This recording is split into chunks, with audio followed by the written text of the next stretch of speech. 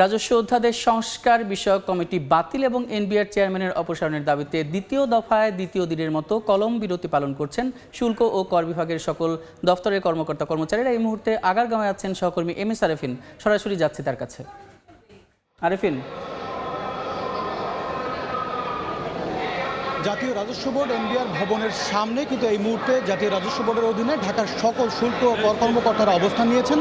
তারা সকাল থেকেই কলম বিরতি পালন করছেন এবং এই মুহূর্তে কিন্তু তারা ঢাকার সকল রাজস্ব বোর্ডের আওতায় সকল কর ও শুল্ক কর্মকর্তারা এই মুহূর্তে এনবিআর প্রাঙ্গণের সামনে এসে তারা অবস্থান নিয়েছেন এবং তারা জানাচ্ছেন যে এনবিআর বিলুপ্তির যে অধ্যাদেশ, সেই অধ্যাদেশের বিরুদ্ধেই কিন্তু তারা অবস্থান নিয়েছেন এবং তারা বলছেন যে একই সাথে এনবিআর চেয়ারম্যান যিনি বর্তমান রয়েছেন তার অপসারণের দাবি কিন্তু তারা জানিয়েছেন।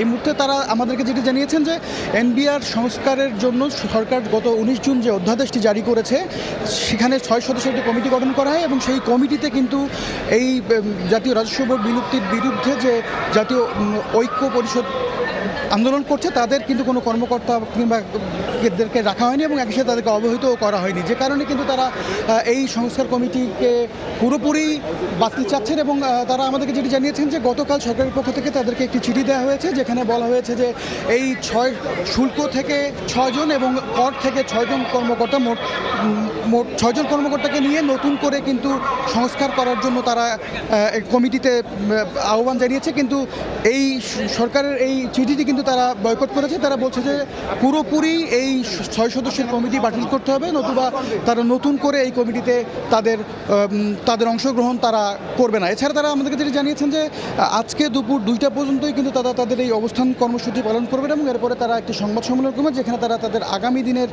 কী ধরনের কর্মসূচি রয়েছে সেগুলোই কিন্তু তারা জানাবেন। আরেকটি বিষয় জানিয়ে রাখতে চাই, আজকের এই কলম বিরতি এবং অবস্থান ধর্মঘটের মধ্যে কিন্তু তাদের আন্তর্জাতিক যাত্রী সেবা এবং রপ্তানির যে বিষয় সেটি কিন্তু বাদ রাখা হয়েছে। এছাড়া যে বিষয়টি রয়েছে তারা বলছেন যে জাতীয় রাজস্ব বোর্ডের চেয়ারম্যান যিনি বর্তমানে রয়েছেন তিনি চরমভাবে অসহযোগিতা করছেন তাদেরকে এবং তারা রাজস্ব বোর্ডের যে সংস্কার রয়েছে এই সংস্কার বর্তমান চেয়ারম্যান থাকা অবস্থায় কিন্তু এই সংস্কার কাজে ব্যাপকভাবে বিঘ্ন ঘটছে বলে তারা আমাদেরকে জানিয়েছে এবং তারা বলছেন যে এই দাবি যদি পূরণ করা না হয় তাহলে আগামী 28 জুন কিন্তু তারা সর্বাত্মক শাটডাউন কর্মসূচি ঘোষণা করবেন। তো জাতীয় রাজস্ব বোর্ড ভবনের সামনে থেকে এই ছিল আমার কাছে সবশেষ খবর। রাজধানীর আগারগাঁও থেকে যুক্ত ছিলেন সহকর্মী এম এস আরেফিন।